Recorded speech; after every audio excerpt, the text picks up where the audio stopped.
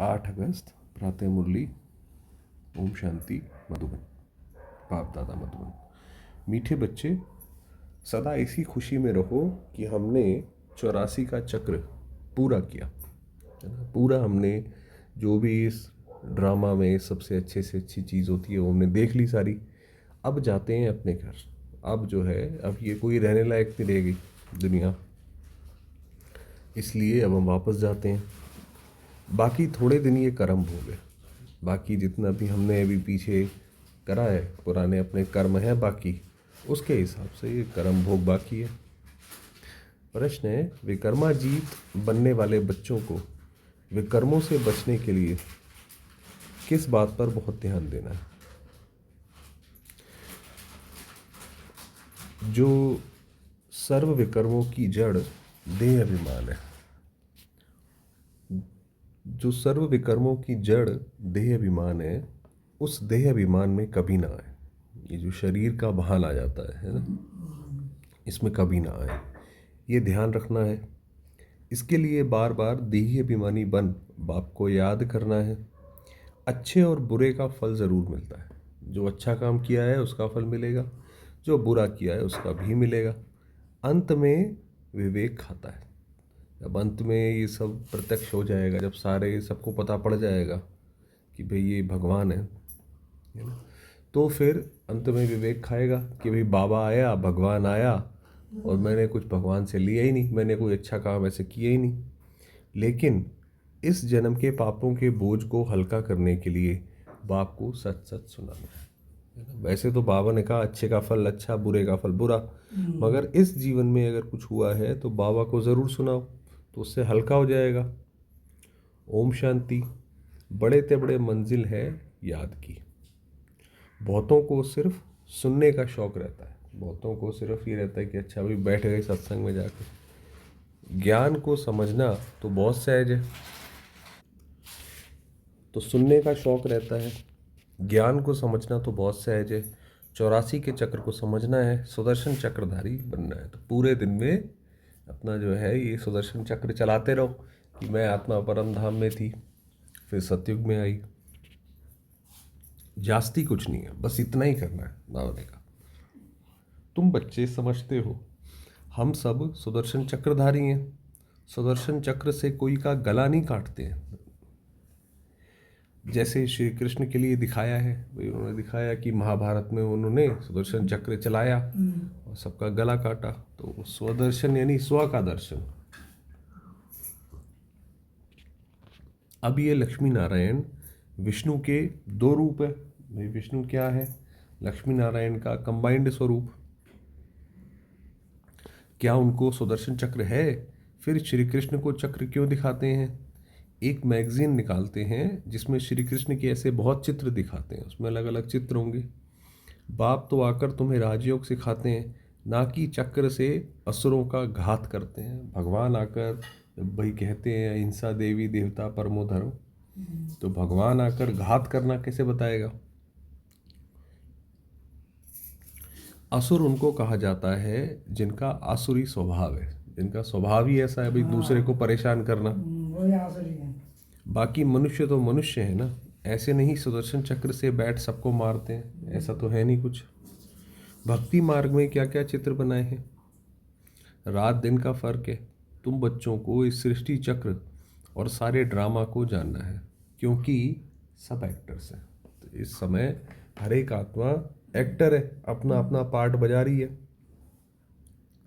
वह हद के एक्टर्स तो ड्रामा को जानते हैं, जो नॉर्मल मान लीजिए कोई रामलीला है, उसमें कोई एक्टिंग कर रहा है, तो वो तो जानता है कि भाई मैं अभी रावण बनाऊं या राम बनाऊं, 14 दिन के लिए बनाऊं, फिर ख़त्म हो जाएगा। तो ये है बेहद का ड्रामा। यहाँ पे आत्माओं को नहीं जानती हैं, इसमें डिटेल में नहीं समझ सकेंगे। दुनिया वाले इसमें डिटेल में नहीं समझ सकेंगे। वह तो 2 घंटे का ड्रामा होता है, भाई कोई पिक्चर है या कुछ है, रामलीला है, कुछ भी है, स्टेज है, तो डिटेल में पार्ट जानते हैं। ये तो 84 जन्मों को जानना होता है। यहाँ पर कुछ भी काम करो तो अपने को यही समझो कि मैं आत्मा हूँ, मैं पार्ट बजा रही हूँ इस धरती पर, और सूरज चांद सितारे इसकी लाइट है। तो यहाँ पे मुझे अच्छे से अच्छा पार्ट बजाना है। बाप ने समझाया है, मैं ब्रह्मा के रथ में प्रवेश करता हूँ। ब्रह्मा के भी 84 जन्मों की कहानी चाहिए, भी ब्रह्मा भी कौन है, उनकी भी कहानी। मनुष्यों की बुद्धि में ये बातें आ ना सकें। ये भी नहीं समझते कि 84 लाख जन्म है या 84 जन्म है। उनको तो सोचते हैं भी 84 लाख योनियों के बाद मनुष्य का ऐसा जन्म मिलता है। अब ये भी मनुष्य का जन्म कैसा है जिसमें भी दुख है, तो 84 लाख भी भोग ली और उसके बाद वो ये भी दुख वाला हो गया, तो ऐसा नहीं है। तो बाबा कहते हैं 84 जन्म है।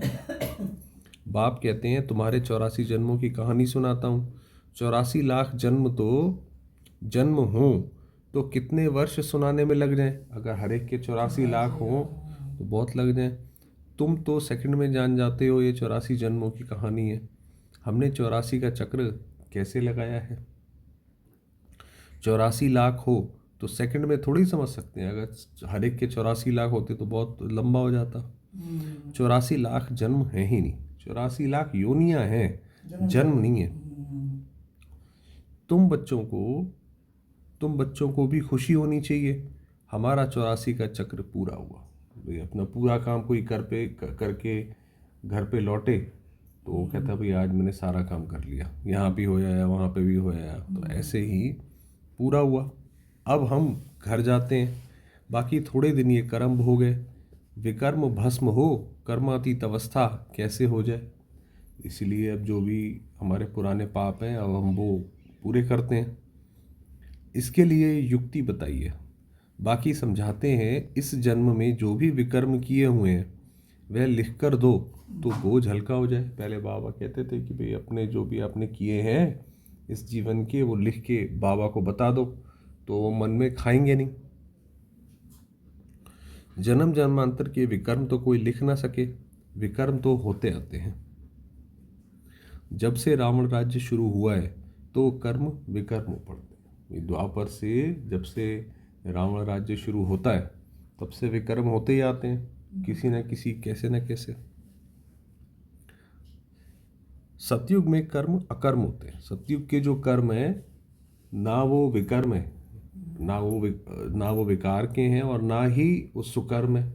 पुण्य भी नहीं है ना पाप भी नहीं है। पुण्य इसलिए नहीं है कि जब किसी को कुछ चाहिए ही नहीं तो उसके मन आप उसको दे ही नहीं सकते कुछ, और पाप भी नहीं है, किसी को परेशान भी नहीं करते, तो इसलिए वहां अकर्म है। भगवान वाच तुमको कर्म कर्म विकर्म की गति समझाता हूं। विकर्माजीत का संवत लक्ष्मी नारायण से शुरू होता है। विकर्माजीत मतलब वहाँ पे विकर्मों को जीत लिया, तो उसका जो एरा है या वो जो युग है वो लक्ष्मी नारायण से शुरू होता है। सीडी में बड़ा क्लियर है, शास्त्रों में कोई ये बातें नहीं है। सूर्यवंशी चंद्रवंशी का राज भी तुम बच्चों ने समझा है कि हम ही थे। विराट रूप का चित्र भी बहुत बनाते हैं परंतु अर्थ कुछ भी नहीं जानते। विराट रूप वो दिखाते हैं भाई कि ऊपर ब्राह्मण है, चेहरा देवता का है, तो विराट रूप का बनाते हैं। बाप बगैर कोई समझा नहीं सकते। तो ये सारा जो ज्ञान है कि कैसे देवताएं कैसे सब करते हैं, ये बाबा बगैर कोई नहीं समझा सकता। इस ब्रह्मा के ऊपर भी कोई है ना जिसने सिखाया होगा। अगर कोई गुरु ने सिखाया होता तो उस गुरु का सिर्फ एक शिष्य तो नहीं हो सकता भाई। अगर ब्रह्मा बाबा के बहुत सारे गुरु किए हुए थे तो कोई कोई ऐसे बोलते हैं कि इन्होंने किसी गुरु से ये ज्ञान सीखा है। तो बाबा कहते हैं भाई अगर मैंने किसी गुरु से ज्ञान सीखा होता तो एक ही शिष्य थोड़ी होता। बाप कहते हैं बच्चे तुम्हें पतित से पावन, पावन से पतित बनना ही है। ये तो इस नियम है इसका कि हमने इस चक्कर में आना ही है। ये भी ड्रामा में नूंद है। अनेक बार ये चक्र पास किया है। कितनी बार हम लोगों ने ये चक्र पास किया है, अनगिनत बार किया है। पास करते ही रहेंगे और आगे भी करते रहेंगे। तुम हो ऑलराउंडर पार्टधारी। ऑलराउंडर मतलब ऑलराउंड पार्टधारी मतलब जो पूरा पार्ट बजाते हो तुम, पूरी फिल्म देखते हो, पूरी फिल्म में काम करते हो। आदि से अंत तक पाठ और कोई का है नहीं, तुमको ही बाप समझाते हैं। फिर तुम ये भी समझते हो कि दूसरे धर्म वाले फलाने फलाने समय पर आते हैं। अब हमें पता पड़ गया अभी दूसरे धर्म भी कैसे कैसे आते हैं। तुम्हारा तो ऑलराउंड पार्ट है। क्रिश्चियन के लिए तो ये नहीं कहेंगे कि सतयुग में थे, वहाँ पे तो क्रिश्चियनिटी तो थी नहीं, वह तो द्वापर के बीच में आते हैं। द्वापर जब आ जाता है तो उसके बीच में आता है क्रिश्चियनिटी। तो ये नॉलेज तुम बच्चों की ही बुद्धि में है, किसको समझा भी सकते हो। दूसरा कोई सृष्टि के आदि मध्य अंत को नहीं जानते हैं, रचयिता को ही नहीं जानते तो रचना को कैसे जानेंगे। तो बाबा ने समझाया है जो राइटियस बातें हैं वह छपाकर एरोप्लेन से सब जगह गिरानी है। पहले बाबा ऐसे कराते थे कि जो क्या कहते हैं संदेश देते थे, तो बाबा के पर्चे छपवा के एरोप्लेन से नीचे गिरवाते थे। वो बाबा कह रहे हैं वह पॉइंट्स अथवा टॉपिक्स बैठ लिखनी चाहिए। बच्चे कहते हैं काम नहीं है, बाबा कहते हैं ये सर्विस तो बहुत है, यहाँ एकांत में बैठ ये काम करो। बच्चे बाबा से कहते हैं बाबा कोई काम बताओ, सेवा, क्योंकि उस समय तो बैगरी पार्ट था, यज्ञ में पैसा भी कुछ नहीं होता था। तो बाबा कहते थे ये काम करो। जो भी बड़ी बड़ी संस्थाएं हैं, गीता पाठशालाएं आदि हैं, उन सबको जगाना है, सबको संदेश देना है, भी सबको संदेश दो कि भगवान आया हुआ है। ये पुरुषोत्तम संगम युग है, जो समझदार होंगे वह झट समझेंगे।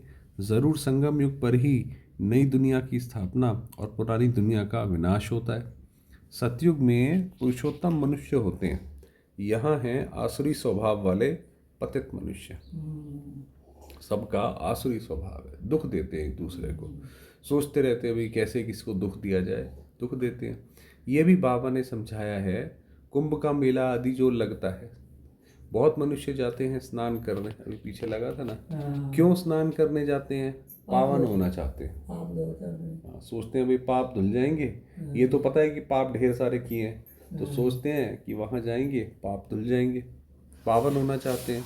तो जहाँ तहाँ मनुष्य स्नान करने जाते हैं, वहाँ जाकर सर्विस करनी चाहिए। तो उनको समझाओ कि भाई ये अगर ऐसे थोड़ी है कोई, अगर तुम क्रिमिनल को आके यहाँ पाप नहला दोगे, उसको स्नान करा दोगे, तो ऐसे थोड़ी उसकी सरकार उसकी सज़ा माफ़ कर देगी, ऐसा तो नहीं है, या वो बदल जाएगा एक नहाने से।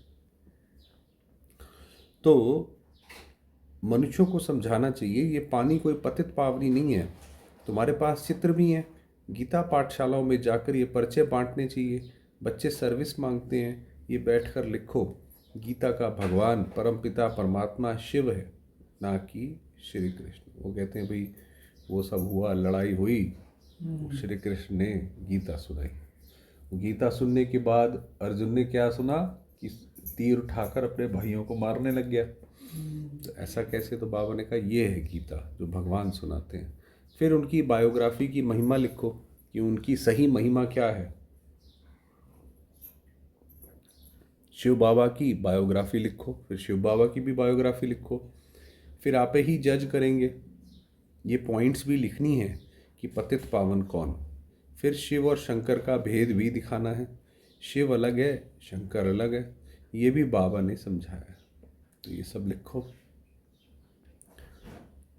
कल्प 5000 वर्ष का है, मनुष्य 84 जन्म लेते हैं, ना कि 84 लाख। ये मुख्य मुख्य बातें शॉर्ट में लिखनी चाहिए, जो एरोप्लेन से भी गिरा सकते हैं, समझा भी सकते हैं। ये जैसे गोला है, इसमें क्लियर है फलाने फलाने धर्म फलाने फलाने समय पर स्थापन होते हैं। तो ये गोला भी होना चाहिए, तो गोले का जो चित्र है, इसलिए 12 चित्रों के कैलेंडर्स भी छपवा सकते हो। तो बाबा ऐसे पहले बहुत कराते थे भाई कैलेंडर ऐसे छपवाओ, बुक ऐसे छपवाओ। अब तो खैर सारा रेडीमेड हो जाता है, जिसमें सारा ज्ञान आ जाए और सर्विस सहज हो सके। ये चित्र बहुत बिल्कुल ज़रूरी है। कौन से चित्र बनाने हैं, क्या क्या पॉइंट लिखनी चाहिए, ये बैठ लिखो कि उसमें क्या क्या होना चाहिए। तुम गुप्त वेश में इस पुरानी दुनिया का परिवर्तन कर रहे हो, अननोन वॉरियर्स हो, अननोन वॉरियर्स हो, तुम्हें कोई जानते नहीं है, तुमको कोई नहीं जानते हैं। बाबा भी गुप्त, नॉलेज भी गुप्त, इनका कोई शास्त्र आदि बनता नहीं। और धर्म स्थापक के बाइबल आदि छपते हैं, जो पढ़ने आते हैं हर एक के छपते हैं। हर एक धर्म जो है अपने अपने हिसाब से छपाता है। तुम्हारा फिर भक्ति मार्ग में छपता है, अभी नहीं छपना है, क्योंकि अभी तो ये शास्त्र आदि सब खत्म हो जाएंगे। तो मैंने कहा अब तो ये खत्म हो जाएगा सारा का सारा। अभी तुमको बुद्धि में सिर्फ याद करना है। बाप के पास भी बुद्धि में ज्ञान है, कोई शास्त्र आदि थोड़े ही पढ़ते हैं, वह तो नॉलेजफुल है।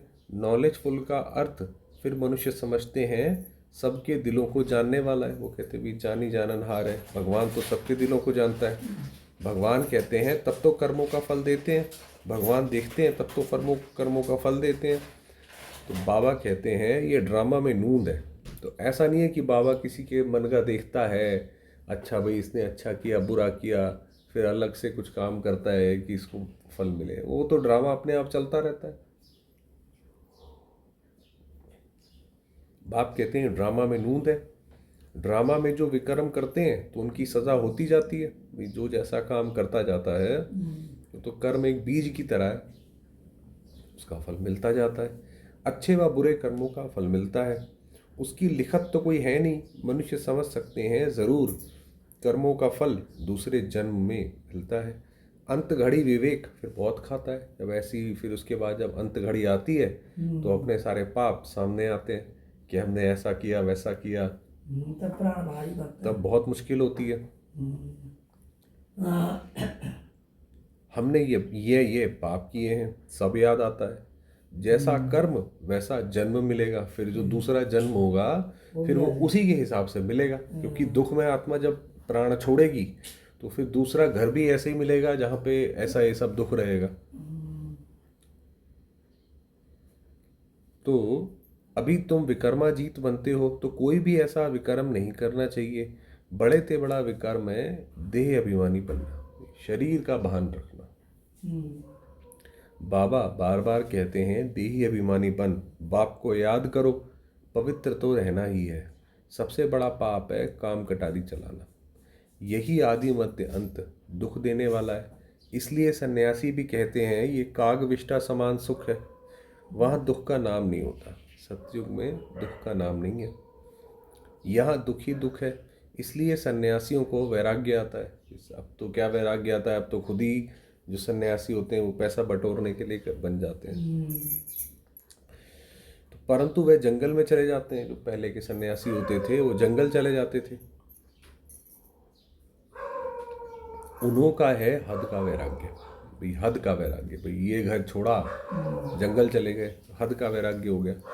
तुम्हारा है बेहद का वैराग्य। हम तो पूरी दुनिया का ही वैराग्य करते हैं कि हमें इसमें से कुछ नहीं चाहिए। ये दुनिया ही छीछी है। सब कहते हैं बाबा आकर हमारे दुख हर कर सुख दो। बाप ही दुख हरता सुख करता है।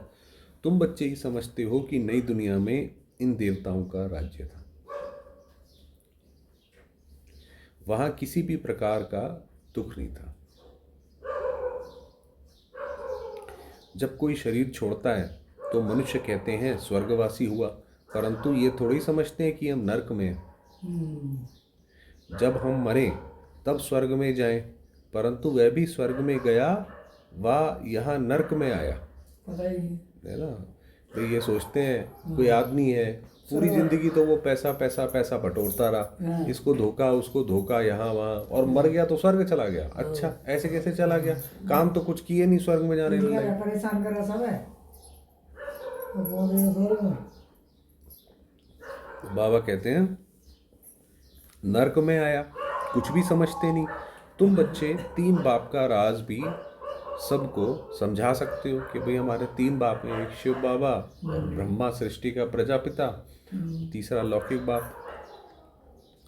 दो बाप तो सब समझते हैं, लौकिक और पारलौकिक, और ये अलौकिक प्रजापिता ब्रह्मा है। फिर यहाँ है संगम युग पर ब्राह्मण भी चाहिए ना। वह ब्राह्मण कोई ब्रह्मा के मुख वंशावली थोड़े ही हैं। जानते हैं ब्रह्मा था इसलिए ब्राह्मण देवी देवताएं नमः कहते हैं। ये नहीं जानते हैं कि किसको कहते हैं। ये जो कहते हैं ब्राह्मण देवी देवताएं नमः या ब्रह्मा देवी देवताएं नमः, तो किसको कहते हैं, कौन से ब्राह्मण। बोल दिया सिर्फ ब्राह्मण देवी देवताएं नमः, भाई कौन से ब्राह्मण। तुम हो पुरुषोत्तम संगम युगी ब्राह्मण, वह है कलयुगी, ये है पुरुषोत्तम संगम युग। जब तुम मनुष्य से देवता बनते हो, देवी देवता धर्म की स्थापना हो रही है, तो बच्चों को ये सब पॉइंट्स धारण करनी है और फिर सर्विस करनी है। पूजा करने व श्राद्ध खाने पर ब्राह्मण लोग आते हैं। उनसे भी तुम चिट चैट कर सकते हो। तुमको सच्चा ब्राह्मण बना सकते हैं, उनसे ऐसे बात करो कि भाई तुमको सच्चा ब्राह्मण बना सकते हैं। अभी भादों का मास आता है, सभी पितरों को खिलाते हैं, वह भी युक्ति से करना चाहिए। नहीं तो कहेंगे कि ब्रह्मा कुमारियों के पास जाकर सब कुछ छोड़ दिया है। तो बाबा कहता है करो सब कुछ। ऐसा कुछ नहीं करना है जिसमें नाराज़ हो, है ना, अभी बाकी लोग नाराज़ हों, ऐसा नहीं करो। युक्ति से तुम ज्ञान दे सकते हो। ज़रूर ब्राह्मण लोग आएंगे तब तो ज्ञान देंगे ना। इस मास में तुम ब्राह्मणों की बहुत सर्विस कर सकते हो। भाई ब्राह्मणों को बुला लो, क्या बात है, खिला लो, खिला दो खाना। तो ज़रूर ब्राह्मण लोग आएंगे तब तो ज्ञान देंगे ना। इस मास में तुम ब्राह्मणों की बहुत सर्विस कर सकते हो। तुम ब्राह्मण तो प्रजापिता ब्रह्मा की औलाद हो। बताओ ब्राह्मण धर्म किसने स्थापन किया? बुला लिया अपने घर पे, बिठाओ, भोजन कराओ, फिर बात करो कि बताओ जी ब्राह्मण धर्म किसने स्थापन किया। तो उन्हों का भी कल्याण कर सकते हो घर बैठे। तो कहने का मतलब ये है कि जहाँ पर भी हो, जैसे भी हो, आप सेवा कर सकते हो। जैसे अमरनाथ की यात्रा पर जाते हैं तो वह सिर्फ लिखित से इतना समझ नहीं सकेंगे, वहाँ बैठ समझाना चाहिए। हम तुमको सच्ची अमरनाथ की कथा सुनाएं। अमरनाथ तो एक को ही कहा जाता है, अमरनाथ अर्थात जो अमरपुरी स्थापन करे। वह है सतयुग। ऐसी सर्विस करनी पड़े, वहाँ पैदल जाना पड़ता है। जो अच्छे अच्छे बड़े बड़े आदमी हों उनको जाकर समझाना चाहिए। सन्यासियों को भी तुम ज्ञान दे सकते हो। तुम सारी सृष्टि के कल्याणकारी हो। हम जो बच्चे हैं शिव बाबा के डायरेक्ट बच्चे हैं, जैसे शिव बाबा कल्याणकारी है तो हम भी सारी सृष्टि के कल्याणकारी हैं। श्रीमत पर हम विश्व का कल्याण कर रहे हैं। बुद्धि में ये नशा रहना चाहिए ना। अच्छा, मीठे मीठे सिकी लदे बच्चों प्रति माता पिता बाप दादा का याद प्यार और गुड मॉर्निंग। रूहानी बाप की रूहानी बच्चों को नमस्ते। हम रूहानी बच्चों की रूहानी बाबा को याद प्यार नमस्ते और गुड मॉर्निंग। धारणा के लिए मुख्य सार है, जब एकांत व फुर्सत मिलती है तो ज्ञान की अच्छी अच्छी पॉइंट्स पर विचार सागर मंथन कर लिखना है। बाबा ने बताया ना कि ऊपर से अगर पर्चे गिराने हैं तो उससे पहले लिखना पड़ेगा ना कि क्या लिखें उसके ऊपर, तो वो लिखो। सबको संदेश पहुंचाने व सबका कल्याण करने की युक्ति रचनी है। विकर्मों से बचने के लिए देही अभिमानी बन बाप को याद करना है। अभी कोई भी विकर्म नहीं करना है। इस जन्म के किए हुए विकर्म बाप दादा को सच सच सुनाने हैं। वरदान दिया, अटल भावी को जानते हुए भी श्रेष्ठ कार्य को प्रत्यक्ष रूप देने वाले सदा समर्थ भव। बहुत अच्छा वरदान। क्या क्या इसकी डिटेल है? नया श्रेष्ठ विश्व बनने की भावी अटल होते हुए भी समर्थ भव के वरदानी बच्चे सिर्फ कर्म और फल के, पुरुषार्थ और प्रारब्ध के, निमित्त और निर्माण के कर्म फिलॉसफी अनुसार निमित्त बन कार्य करते हैं। कहने का मतलब है कि सतयुग जो आने वाली जो दुनिया है वो तो आएगी ही, ये हमें पता ही आएगी, मगर उसको हमें लेकर आना है। तो वो कैसे आएगी कि जब हम पुरुषार्थ करेंगे, उसका फल प्राप्त करेंगे, वैसा कर्म करेंगे तो उस दुनिया में जाएंगे। तो ये सोच के करो कि ये भावी तो अटल है, ये जान के ये कार्य करो कि बस भाई ये तो हमें अपना ये कार्य करना है। दुनिया वालों को उम्मीद नहीं दिखाई देती है। दुनिया वाले तो बेचारे ना उम्मीद होते हैं कि अरे भाई पता नहीं दुनिया में क्या होगा, कैसे होगा। जब भी न्यूज़ खोलो यहाँ पे भी गड़बड़, वहाँ पे भी गड़बड़, इसने ऐसा किया, उसने वैसा किया, यहाँ पे बाढ़ आ गई, ये देश लड़ रहा है, तो जैसे ना उम्मीद हो जाते हैं। तो बाबा ने कहा आपको तो पता है कि क्या होगा, और आप कहते हो ये कार्य अनेक बार हुआ है। भाई विश्व में शांति तो हर बार ये तो होता ही रहता है, अभी भी हुआ ही पड़ा है। क्योंकि स्वपरिवर्तन के प्रत्यक्ष प्रमाण के आगे और कोई प्रमाण की आवश्यकता ही नहीं है। तो जब हमने खुद को परिवर्तन कर लिया तो बाकी सब भी परिवर्तन हो जाएगा। साथ साथ परमात्मा कार्य सदा सफल है ही। तो भगवान के नाम पे जो भी हमने कार्य शुरू किया है कि ये सेवा शिव बाबा के नाम से शुरू है, तो उसमें तो सफल है ही है। स्लोगन है, कहना कम करना ज़्यादा। हम ये कर देंगे, हम ऐसा कर देंगे सेवा में, बहुत बड़ी सेवा कर देंगे, अरे भाई काम करना शुरू करो, ये श्रेष्ठ लक्ष्य महान बना देगा। बोलो कम, आपके कर्म जो हैं वो ज़्यादा बोले। अव्यक्त इशारे, सहज योगी बनना है तो परमात्मा प्यार के अनुभवी बनो। सेवा में व स्वयं की चढ़ती कला में सफलता का मुख्य आधार है एक बाप से अटूट प्यार। तो हमेशा अपने आप को एक बाबा के स्नेह में बिजी रखो कि बाबा ने हमें क्या क्या बोला है स्नेह में, तो वही बुद्धि में चलता रहे कि देखो बाबा ने ये भी बोला है, बाबा ने वो भी बोला है, ये भी महावाक्य है। बाप के सिवाय और कुछ दिखाई ना दे, एक सिर्फ एक बाबा दिखाई दे सब में। कोई भी काम करो, कुछ भी करो, बाबा बाबा दिखाई देता रहे। संकल्प में भी बाबा, बोल में भी बाबा, कर्म में भी बाप का साथ। वैसे वो ब्रह्मा बाबा बताते हैं अपना कि भाई मैं कोई काम करता हूँ तो सोचता हूँ, खाना खाता हूँ तो सोचता हूँ बाबा खिला रहे हैं, और कुछ बैठता हूँ तो सोचता हूँ बाबा साथ में है। तो सिर्फ हर चीज़ में बाबा बाबा चलता रहता है। ऐसी लवलीन स्थिति में रहे, एक शब्द भी बोलेंगे तो वह स्नेह के बोल दूसरी आत्मा को भी स्नेह में बांध देंगे। तो जब ऐसी हमारी स्थिति होगी, हर वक्त बाबा बाबा ऐसे करके चलता रहेगा, तो किसी दूसरे को हम ज्ञान देंगे तो वो भी ज्ञान में चल पड़ेगा, उसको भी मन में बड़ा आएगा कि हाँ देखो ये ऐसे भगवान के उसमें लगे रहते हैं। ऐसी लवलीन आत्मा का एक शब्द बाबा ही जादू मंत्र का काम करेगा। तो जैसे दादियाँ होती थी, बोलती थी वही वही यही कहती थी बाबा को याद करो, मगर उससे ही आत्मा चल पड़ती थी। क्यों? क्योंकि वो दिन भर हमेशा बाबा बाबा में खोई हैं, इसीलिए जो बोलती हैं वो सिद्ध हो जाता है। ऐसे तो सिर्फ बाबा को याद रखो। बाबा ने कहा बाबा की उसमें लवलीन रहो, एक प्रभु परमात्मा उनकी महिमा ही सुनते रहो कि वो हमसे कैसे प्यार करता है, क्या बोलता है। ऐसा है। ओम शांति।